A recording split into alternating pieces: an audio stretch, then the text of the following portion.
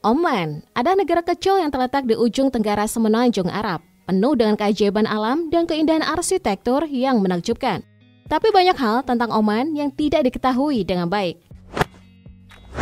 Salah satunya adalah Muscat, ibu kota negara dan kota terbesar Oman.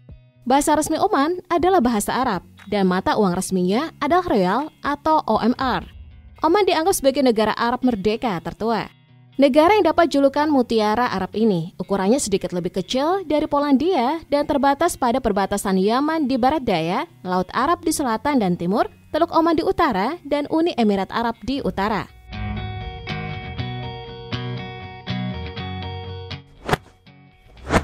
Menurut data terbaru dari Perserikatan Bangsa-Bangsa, populasi Oman saat ini adalah 5.290.385 orang.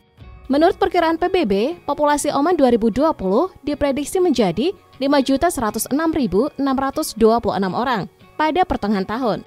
Selama ribuan tahun, Oman telah menjadi negara yang independen. Posisi Kesultanan Oman yang ada saat ini adalah hasil dari upaya 2 abad terakhir. Wilayah teritorial Oman diubah sama waktu ini dengan kemerdekaan bagian barat Laut Oman sebagai Uni Emirat Arab dan menggabungkan wilayah selatan Dhofar ke dalam kesultanan.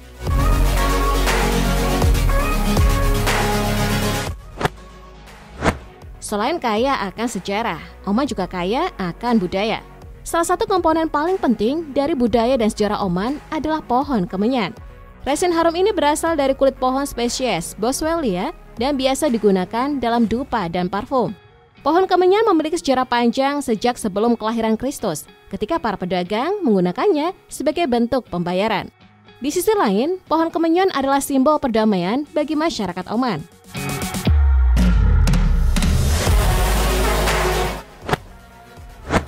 Sementara itu, Oman juga memiliki hewan langka yang hampir punah, namanya oryx Arab. Ada spesies kijang putih yang terancam punah dengan tonjolan bahu yang unik, tanduk lurus panjang, dan ekor berumbai.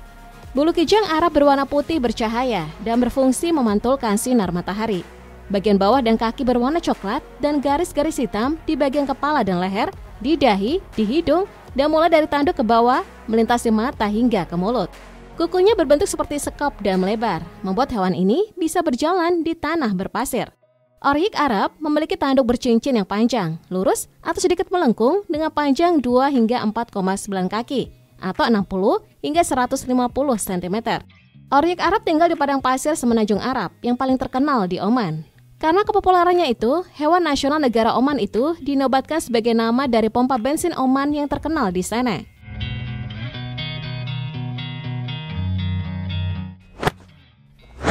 Oman memang negara yang bebas terorisme dan juga salah satu tempat teraman untuk hidup di dunia dengan tingkat kejahatan yang rendah.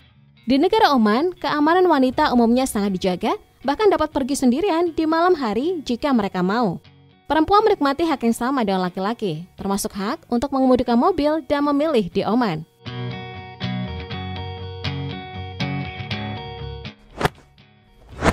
Pemerintah Oman tidak menyimpan statistik penganut agama. Namun Badan Intelijen Pusat melaporkan bahwa penganut agama Islam di negara ini adalah yang terbesar sebanyak 85,9% dari total populasi. Sementara itu penganut agama Kristen menyumbang 6,5%, Hindu menyumbang 5,5%, Buddha menyumbang 0,8%, dan Yahudi menyumbang kurang dari 0,1%, serta penganut agama lain menyumbang 1% dari populasi, sedangkan yang tidak terafiliasi menyumbang 0,2%.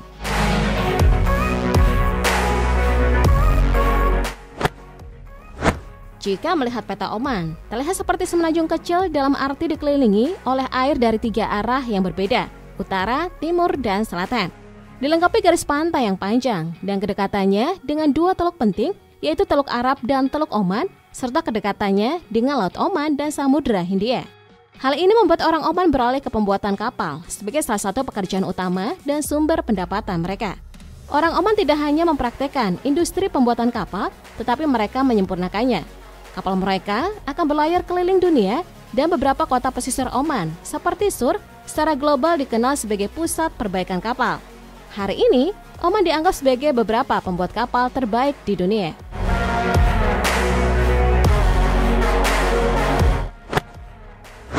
Karena letaknya yang berada di semenanjung Arab, menjadikan Oman sebagai negara yang menjunjung tinggi akan nilai kesederhanaan dan kemakmuran para penduduknya, serta selalu menjaga nilai-nilai tradisional dalam sistem pemerintahannya. Hal ini terbukti dengan gaya hidup sederhana yang menggambarkan keselarasan budaya tradisional dan modern di negara ini.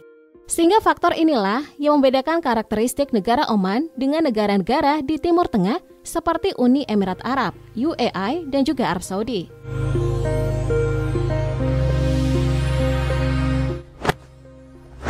Karena memiliki prinsip kesederhanaan, negara ini tidak memiliki gedung-gedung tinggi dan megah seperti di beberapa negara tetangga lainnya. Hal ini bertujuan karena pemerintah setempat ingin keindahan alam dan lanskapnya tetap terjaga. Selain itu, dalam menjaga kesejahteraan para penduduknya, gedung-gedung yang dibangun di negara ini hanya memiliki 5 lantai dengan desain yang sederhana dan alami, agar semua kalangan masyarakat dapat menikmati dan tidak terintimidasi atau menimbulkan ketimpangan sosial.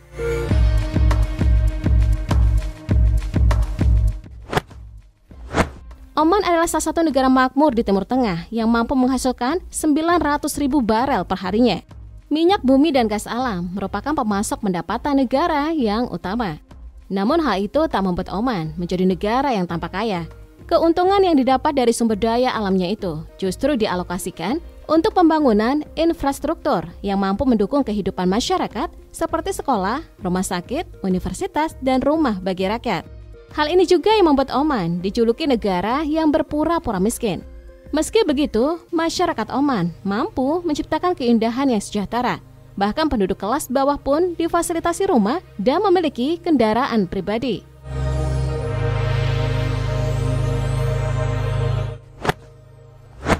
Keberhasilan Oman itu juga didukung oleh pemerintahan yang berjalan dengan baik. Dalam masa pemerintahan Sultan Qaboos, Oman menjadi sebuah negara maju dan makmur yang menjadikan rakyat sebagai prioritas utamanya. Raja dengan jabatan terlama di negara Oman itu dikenal sebagai pemimpin yang cerdas dan mampu mengalahkan serangan para pemberontak dari Dhofar. Ia juga berperan dalam usaha perdamaian Iran dan Amerika saat pemerintahan Obama. Karena itu, Sultan Qaboos merupakan sosok yang bijaksana serta diperhitungkan dalam urusan diplomatik. Karena memiliki sistem pemerintahan monarki absolut, maka kepemimpinan selanjutnya akan dilanjutkan oleh keturunan dan cucu dari raja tersebut. Namun diketahui, Sultan Qaboos tidak memiliki keturunan. Sehingga setelah wafatnya Sultan Qaboos pada 10 Januari 2020, saat ini negara Oman dipimpin oleh Sultan Haitham Tariq sejak 11 Januari 2020, yang sebelumnya menjabat sebagai Menteri Warisan dan Kebudayaan pada tahun 2002.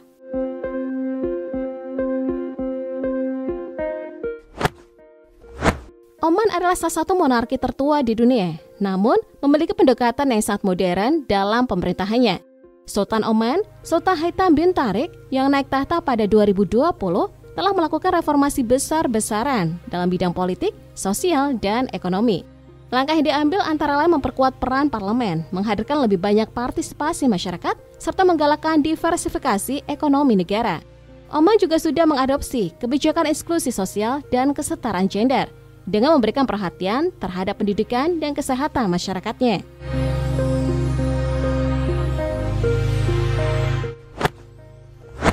Oman sejak dulu dijuluki sebagai The Jewel of Arabia, lantaran memiliki perpaduan padang pasir, gunung-gunung batu, danau, dan lautan, menjadikan alam Oman sangat unik dan cantik. Jika berkunjung ke Oman, ada banyak spot wisata yang bisa dikunjungi.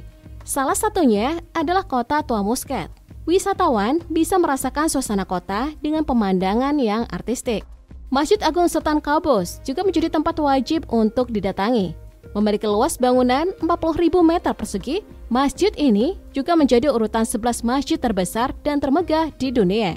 Ruang-ruang sholat di dalam masjid mampu menampung hingga 20.000 jamaah secara bersamaan. Kunjungi juga Benteng Bahla, sebagai salah satu dari 4 benteng bersejarah yang terletak di kaki dataran tinggi Jebel Ahdar, Oman. Dan satu-satunya benteng di Oman yang didaftarkan ke UNESCO pada 1987. Benteng ini sempat menjalani upaya restorasi masif, lalu dibuka kembali pada 2012.